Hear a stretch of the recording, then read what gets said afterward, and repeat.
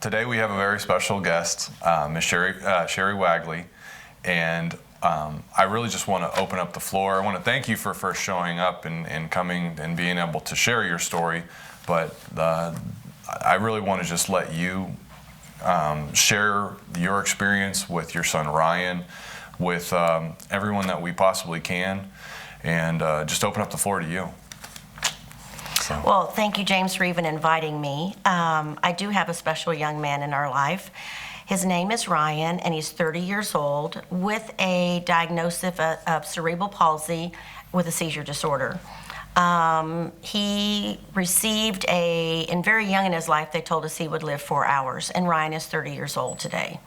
So we've had many, many, many obstacles in our life, and we've had many miracles in our life. Ryan today is doing very well due to the medication that we're about to discuss. It's been life-changing for us, and that's what we're here to talk about, is the possibilities it can create for others. Mm-hmm. Yeah, that's great. And well, let's build up the from what I've heard about his background, as far as even at birth to just about through the different therapies that he's had trouble with and been unsuccessful. Could you build up on that a little bit more as far as? Yes, Ryan was full term. He was an 8-pound baby. His APGAR scores at delivery were very poor. They were a 4, and he had a gray color to him. And they noticed that his muscles were floppy, is how they described them, so they had concerns there. But he did end up going home with me, surprising enough. We did have one scare after that they thought he was seizuring. They did run tests on that, but it came not to be true.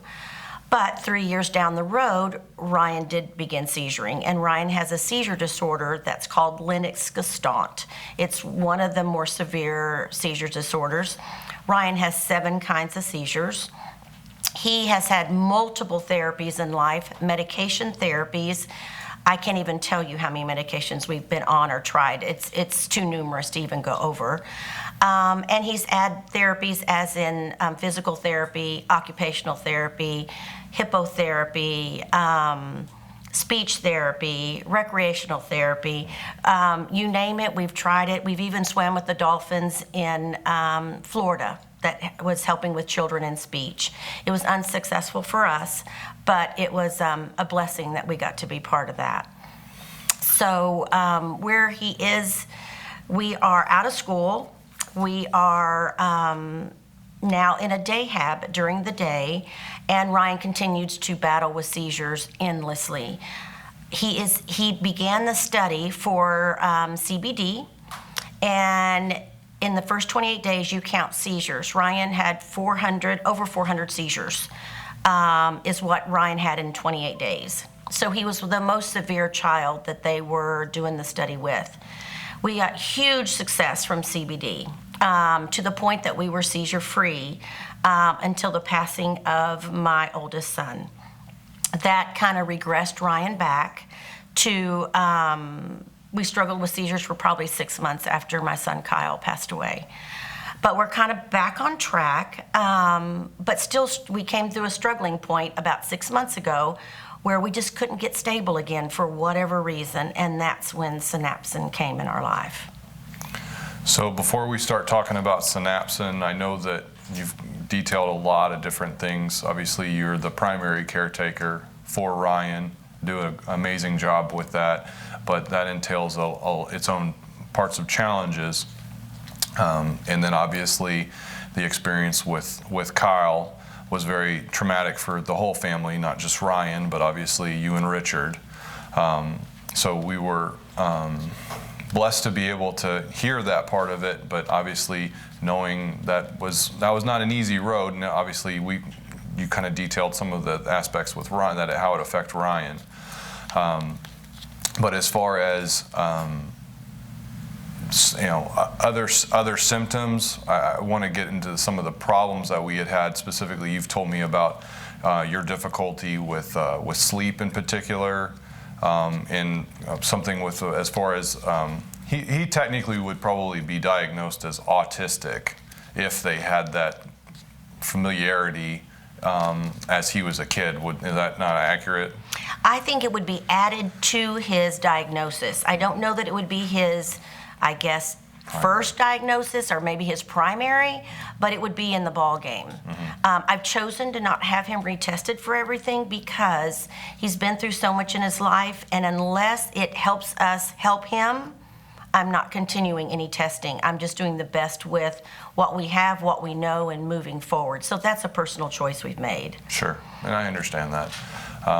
As far as, so Ryan, the way he, the things that we can describe with him, specifically before we initiated anything with this product, we still, and we actually still have the nonverbal aspect of it. Correct. Obviously, you've detailed the seizure aspect of it, but also the, could you detail some of the fine motor skills or the controls as far as the voluntary movements? Absolutely. The one thing I want to pick up on is sleep. Sleep is a huge problem and has been his whole life, to the point of being a nightmare. As a baby, he slept 45 minutes at a time, and we did that for years and years. We got to the point where we'd sleep 2 or 3 hours. You feel unsurvivable because I had other children to care for also. That has improved tremendously, which we'll go over later. But sleeping, if I could get 5 hours a night, we could do great things. But that was a challenge every single night, to the point that I lay on the floor in his bedroom, and when he finally falls asleep, because any little sound wakes him up, I crawl across the hallway to my bedroom before I stand up, not to wake him. So desperate for him to get sleep, and for me to get a few hours also. So that is huge.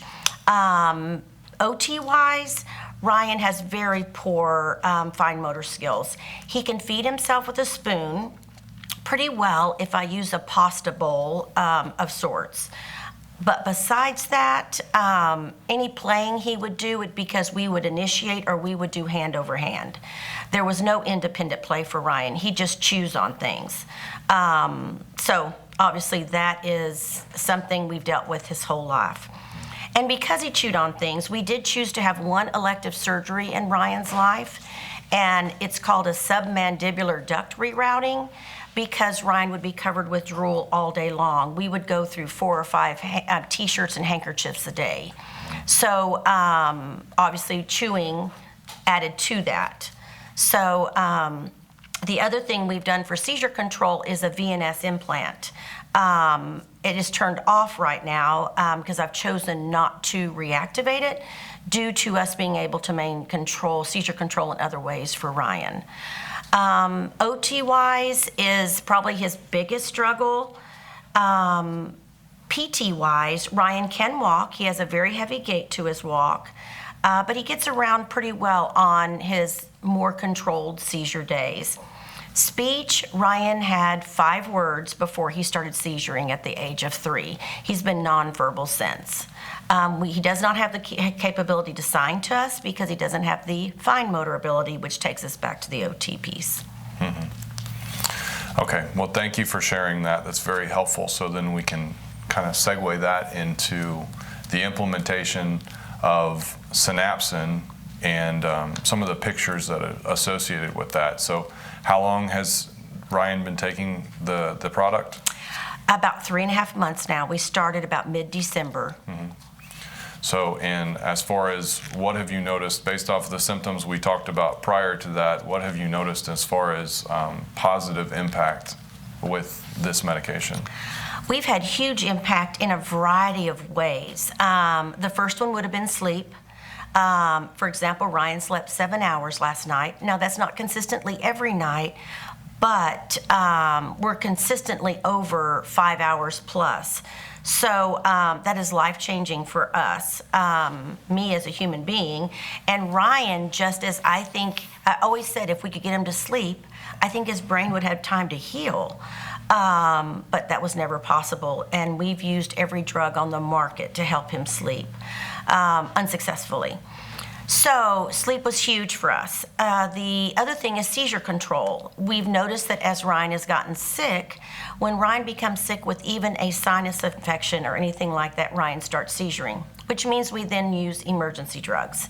Since we've been on Synapsin, I don't have to use my emergency drugs when he's sick.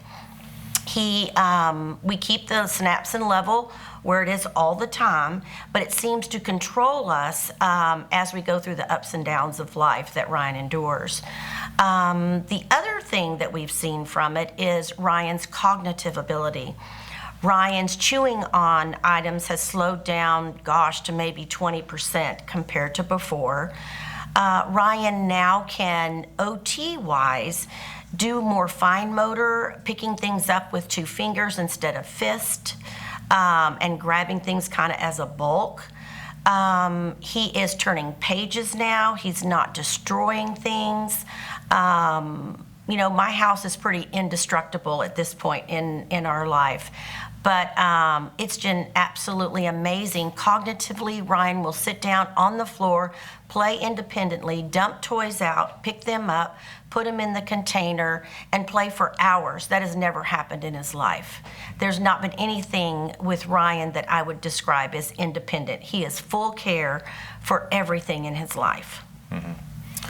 Yeah, we have a lot of pictures as well as a result of this that you've been willing and we've graciously shared. So we obviously have the one before initiating therapy, and then we also had a couple other ones of him playing independently, where he consciously went to his toys, was able to go play with his toys, whereas before implementation of Synapsin, you said that you would bring them to him for him to start playing with those. So that's been really neat to see as well. Now, as far as the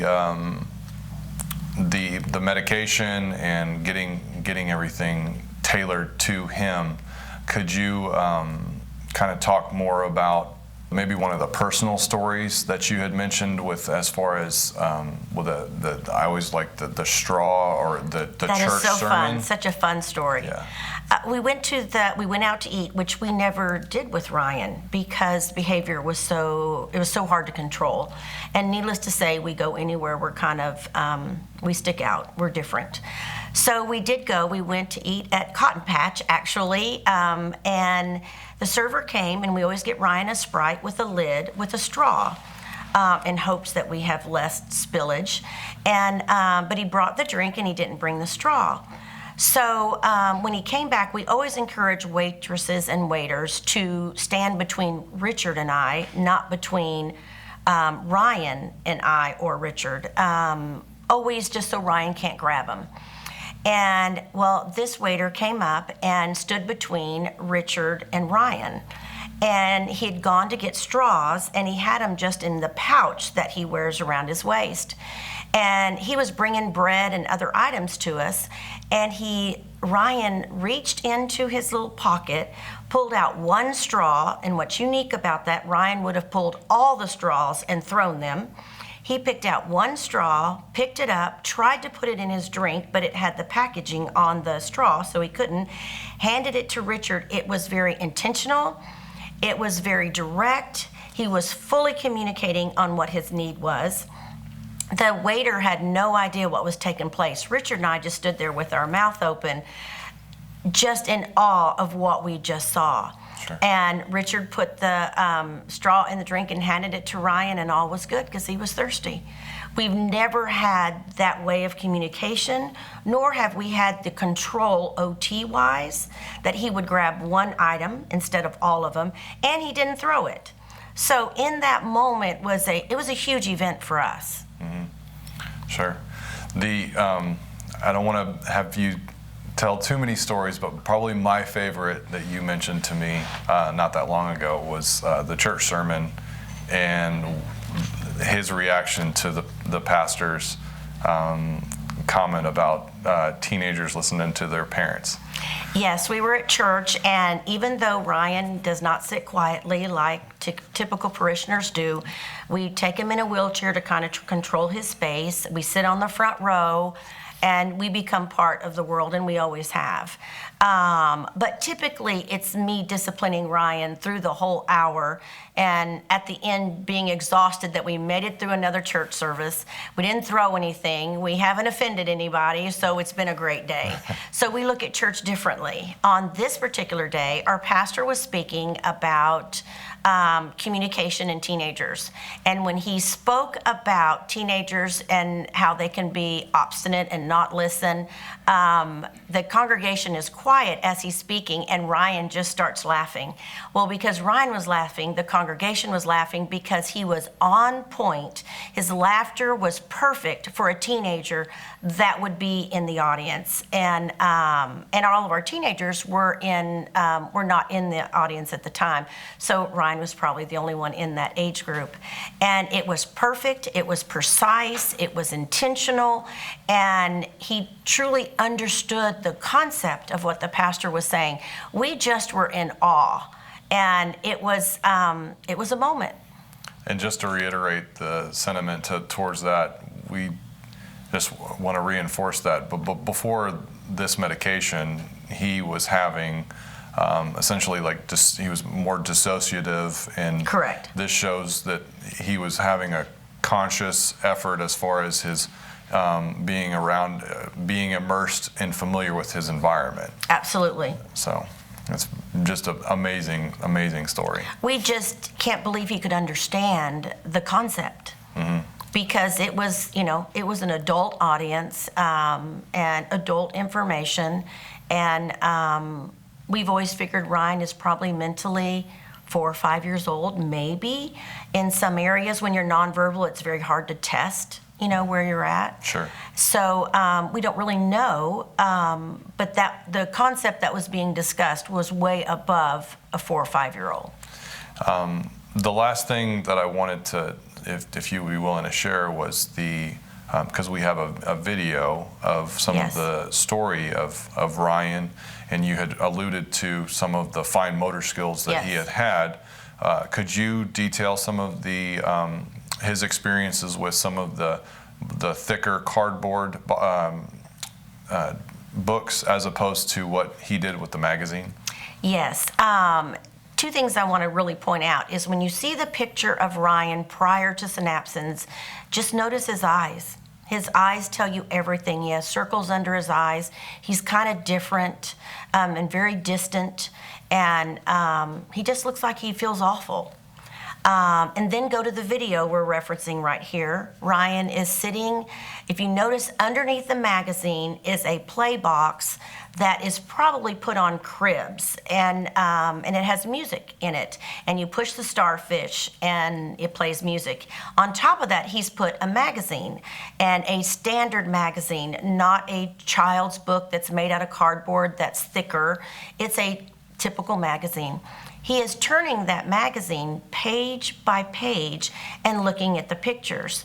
Ryan's never turned anything page by page, number 1.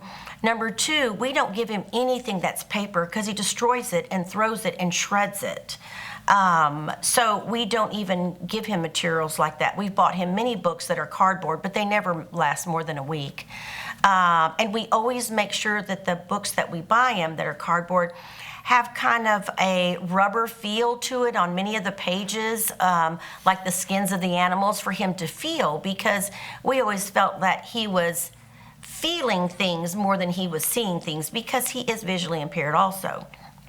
But in the circumstance that you'll see in the video, look at his intent of looking at every magazine. He's not pulling the magazine close to him visually. He's at a standard distance. Look at his concentration. Look at underneath it is that little music box. He'll lift the magazine, push the button on the music box, put the magazine back on top of it. Everything is intentional. He's totally focused. And he stayed there for an hour and a half.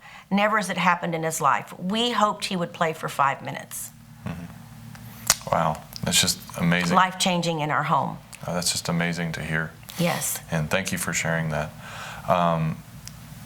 I think that's all that I have. Do you have any other comments as far as how this has impacted? I think we've covered a lot of information so far. As a whole, as our family, the things that were hardest for Ryan, and we still see the bumps in life, Ryan also has a younger brother that travels and is gone most of his life. We only see him 2 or 3 times a year. As he comes and goes, that would throw us into seizures also because it was change. And that was the deal that was so big with Ryan. We all have change in our life every day. So we work very hard at keeping our home as standard as we can. But we have found that since we're on Synapsin, the coming and going of his brother, and we have pictures for Ryan to pull down of his brother Kyle that passed away, we've noticed that it doesn't send him in a tailspin. People coming and going out of our home, we just used to not have people over when our kids were younger because it was too difficult for Ryan. In fact, I used to pick up kids on the way home from school if it was raining, and Ryan would be so destructive in the car when I would pick up children that normally aren't in our car. I had to stop because he was so destructive. We now have a life group in our church, in our home now from our church.